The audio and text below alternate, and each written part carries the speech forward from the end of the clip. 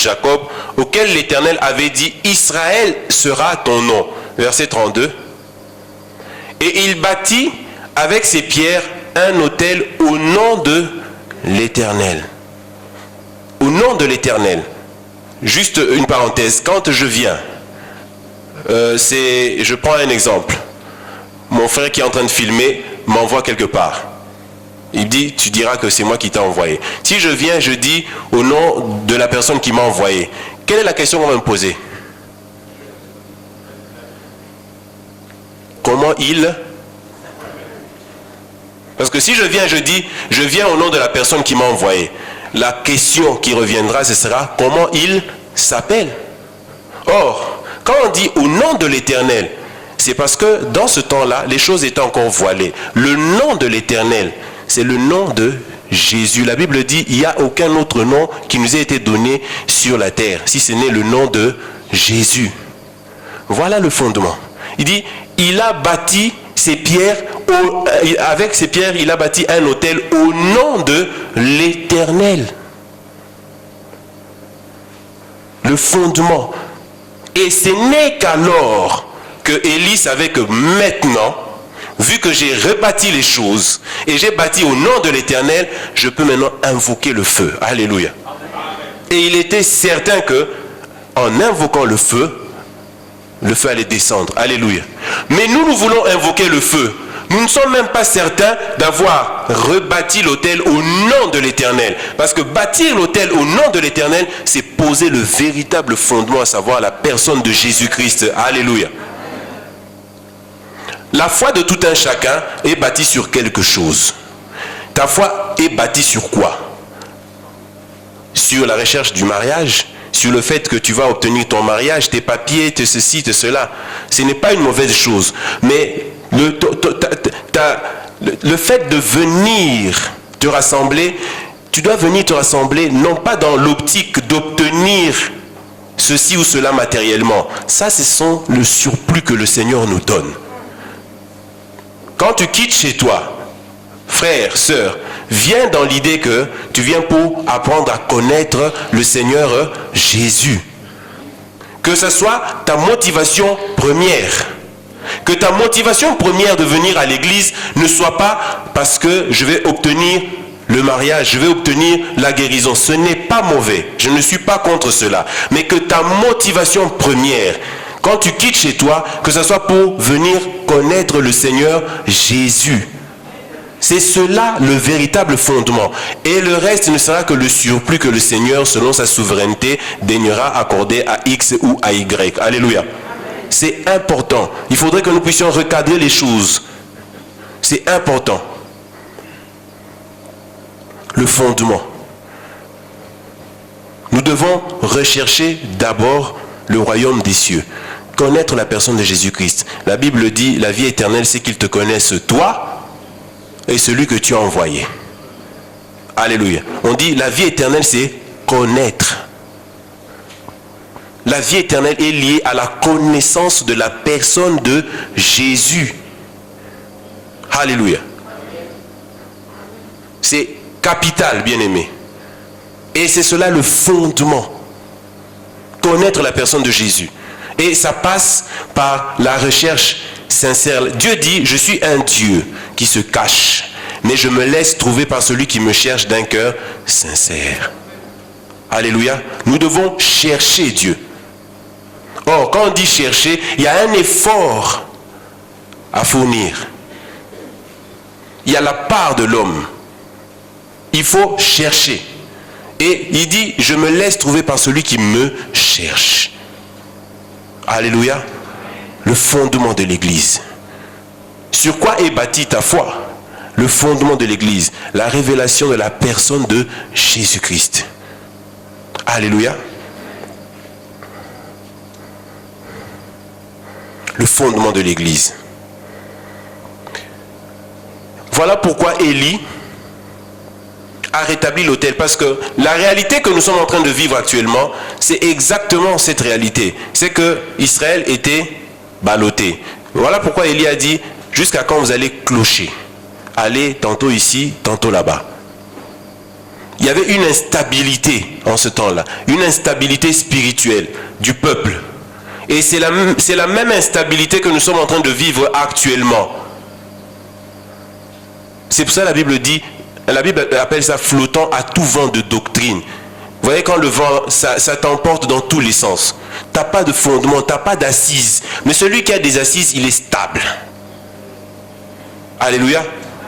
Il n'y a pas d'assises.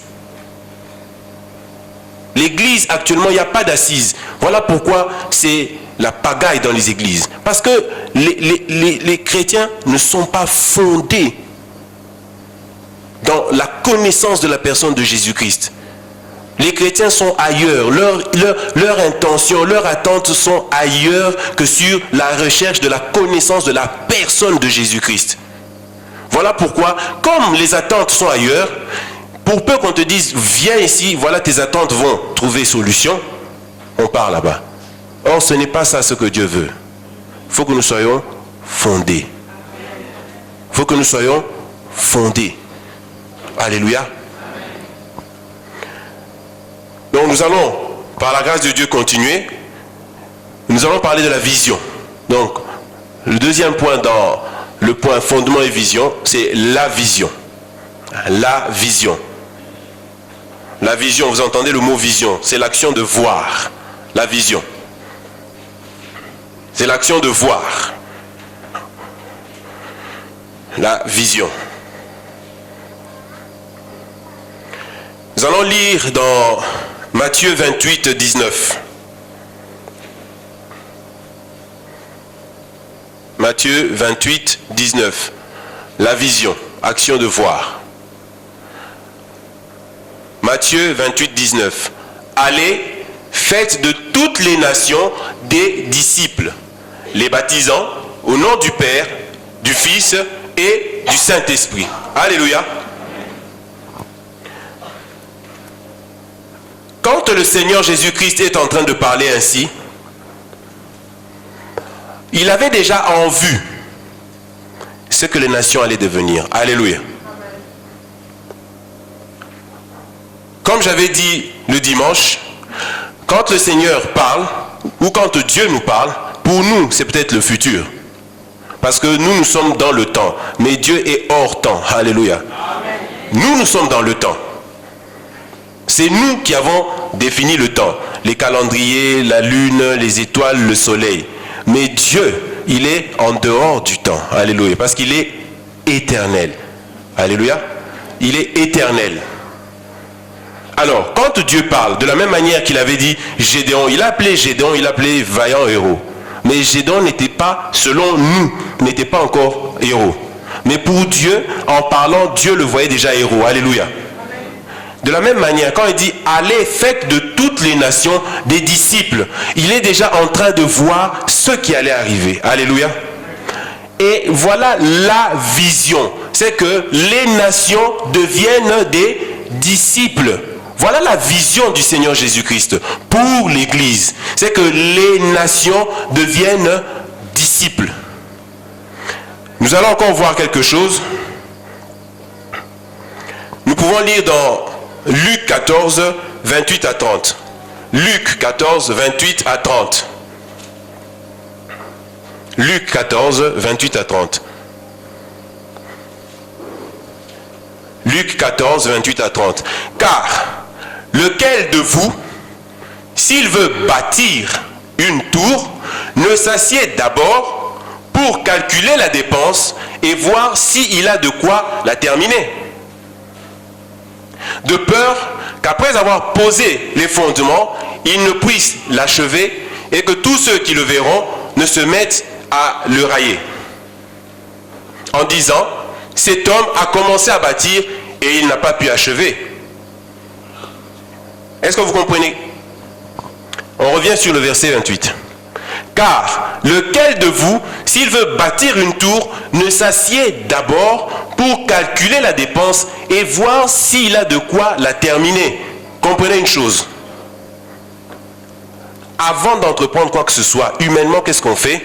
Si on est censé, qu'est-ce qu'on fait? On se pose d'abord et on réfléchit. Alors, il dit, lequel de vous, s'il veut bâtir une tour, ne s'assied d'abord pour calculer la dépense et voir s'il a de quoi la terminer. Quand on est en train de réfléchir, on est en train de voir. Est-ce que vous comprenez? On est en train de voir ce qu'on va faire. On le voit en esprit.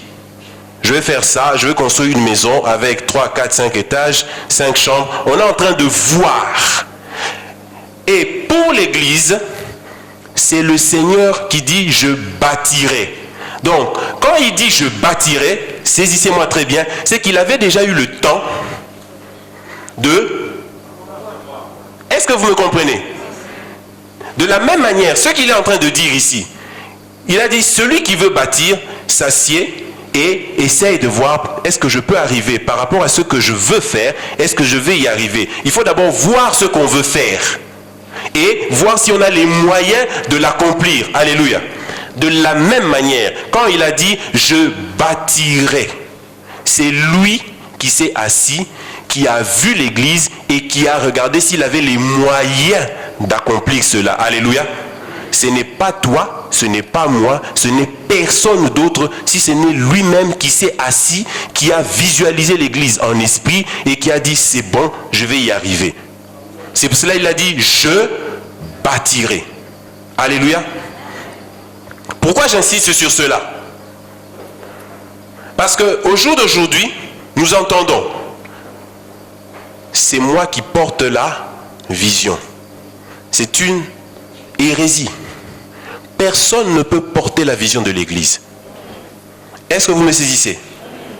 Personne, alors personne n'est en mesure de porter la vision de l'Église ou d'une Église. Parce que seul Christ s'était assis dans le conseil spirituel pour regarder, analyser, voir s'il y avait les moyens de l'accomplir. Il n'y a que le Seigneur Jésus-Christ seul qui a la vision de l'Église. J'insiste, parce que nous avons dit que les églises actuellement fonctionnent selon la tradition. Et ça, c'est un message qui est véhiculé actuellement partout. C'est moi le visionnaire. C'est moi qui porte la vision. C'est à moi que Dieu a donné la vision. Mais bien aimé, ça n'a pas de sens. C'est une abomination de dire que c'est moi le visionnaire. Le visionnaire, c'est Dieu. Les visionnaires, c'est Dieu. Il n'y a que lui seul qui peut porter la vision de l'Église. Vous savez ce qu'il avait dit à Job? Quand Job a voulu discuter avec lui, il a dit « Où étais-tu » Il a dit à Job « Où étais-tu » C'est pour dire que nous ne pouvons pas prétendre porter la vision. C'est un langage qu'on ne doit plus entendre au milieu de nous. C'est un langage qui ne doit pas exister dans l'Église. Je suis le visionnaire, je porte la vision. Qui peut porter la vision du Seigneur Jésus-Christ? Si ce n'est lui-même. Qui peut porter la vision si ce n'est lui-même? Et il n'y a qu'une vision. Allez, faites de toutes les nations des disciples. C'est la vision. Et nous tous, nous sommes que des ouvriers, des exécutants. Amen. Nous ne sommes que des exécutants. C'est capital ces choses. Et comme il dit, je bâtirai, pour ceux qui ont déjà observé ou travaillé dans le bâtiment, je vais prendre un exemple. Pour ceux qui ont travaillé dans le bâtiment, le conducteur de travaux, le maître de chantier, c'est lui qui a tous les plans. Parce que le bâtiment ne se construit pas comme ça. Alléluia. Il y a des plans. Et celui qui a tous les plans, c'est le conducteur de travaux, le maître de chantier.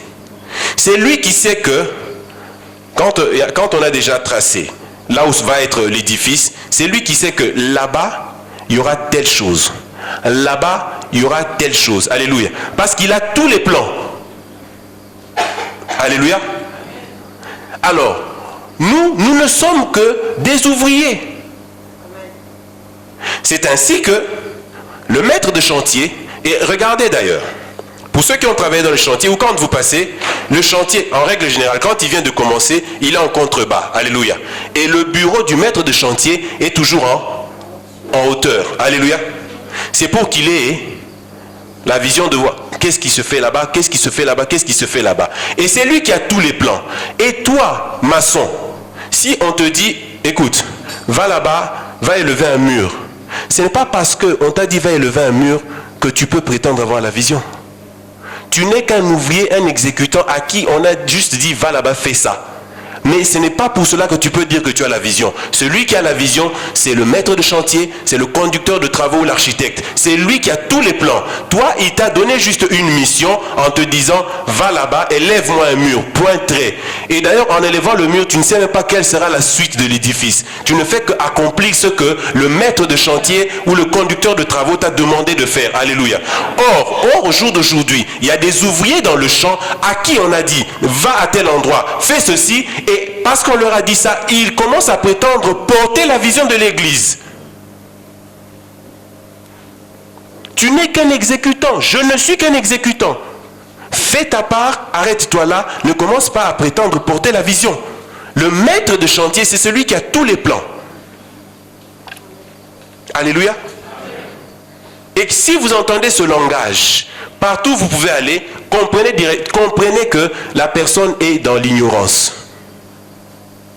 C'est moi qui porte la vision. Même Moïse n'a pas porté la vision. C'était un exécutant. La preuve, il ne savait pas, il était là, il attendait. Si la colonne se lève, on y va. Si la colonne s'arrête, il attend. C'est pour dire qu'il n'avait pas de vision. C'était la colonne qui le conduisait. Or, la colonne, c'est qui? C'est le Seigneur Jésus. Et d'ailleurs, vous entendrez aussi des langages du genre, il faut qu'il y ait un Moïse dans l'église. C'est une abomination. Parce que selon les Écritures, si on veut savoir qui était Moïse, selon les Écritures, nous allons lire dans les Écritures, allons dans les Écritures. Allons dans Hébreux 10. Hébreux 10, verset 1er, verset 1. Hébreux 10. En effet, la loi qui possède une ombre des biens à venir et non l'exacte représentation des choses ne peut jamais, par les mêmes sacrifices qu'on offre perpétuellement chaque année, amener les assistants à la perfection. Ce qui m'intéresse, c'est la première partie. En effet, la loi qui possède une ombre des biens à venir et non l'exacte représentation. Quand vous êtes quelque part et que vous voyez une ombre passer, vous pouvez voir que c'est l'ombre d'une personne, mais vous n'avez pas vu la personne. Alléluia. Vous voyez l'ombre de la personne, mais vous ne savez pas qui est cette personne. Moïse était l'ombre. Parce que Moïse représente la loi.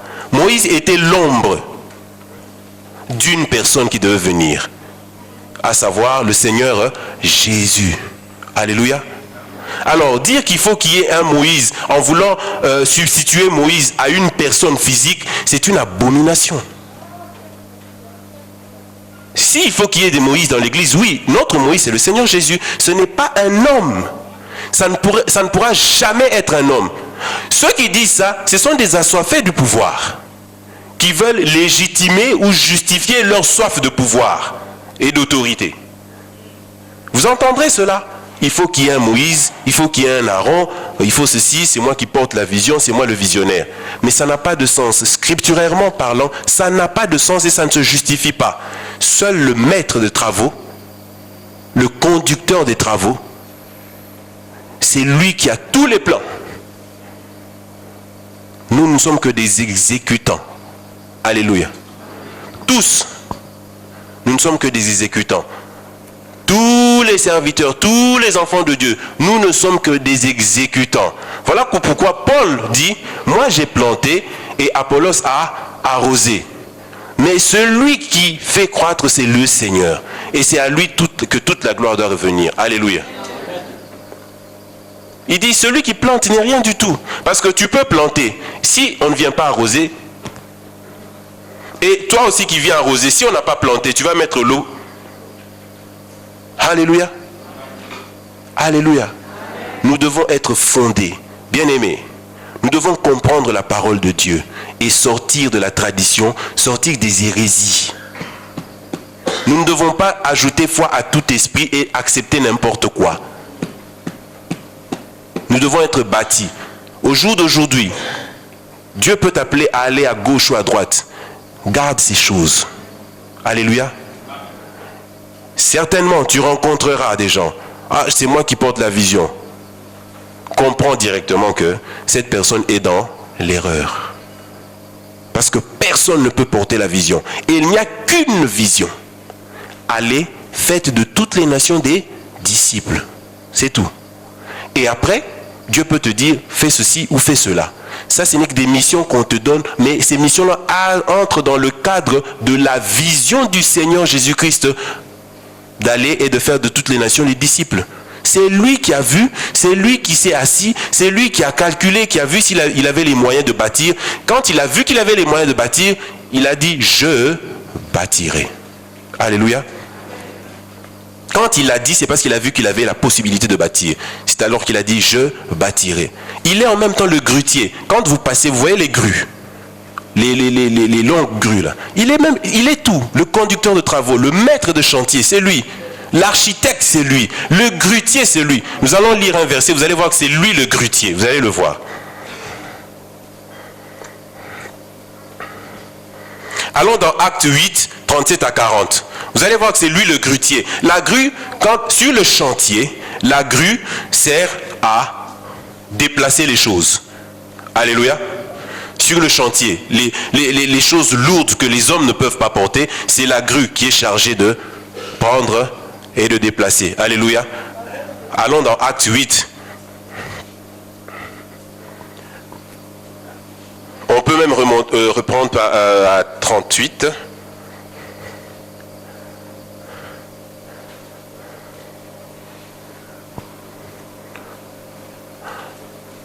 Ou même 37. Excusez-moi, 37. Philippe dit, si tu crois de tout ton cœur, cela est possible. L'eunuque répondit, je crois que Jésus-Christ est le Fils de Dieu. On continue. Il fit arrêter le char, et Philippe et l'eunuque descendirent tous deux dans l'eau, et Philippe baptisa l'eunuque. 39. Quand ils furent sortis de l'eau, l'Esprit du Seigneur enleva Philippe, et l'eunuque ne le vit plus, tandis que joyeux il poursuivait sa route. On peut me continuer. Philippe se trouva dans Azote, d'où il alla jusqu'à Césarée en évangélisant toutes les villes par lesquelles il passait. Alléluia. Vous voyez le grutier. Philippe avait une tâche à faire. Quand il a fait cette tâche-là, Dieu l'a déplacé en esprit. Paf, l'a amené dans une autre ville. Même l'eunuque qui était avec lui s'est retourné. Mais où est-ce qu'il est? Parce que le grutier l'a pris. Le grutier a vu que bon, c'est bon. Là, j'ai plus besoin de toi là. Allez, paf, je t'enlève, je te mets là. Voilà le grutier. Il est le grutier. Il est le maître du chantier. C'est lui le visionnaire et le seul. Alléluia. Que Dieu nous bénisse.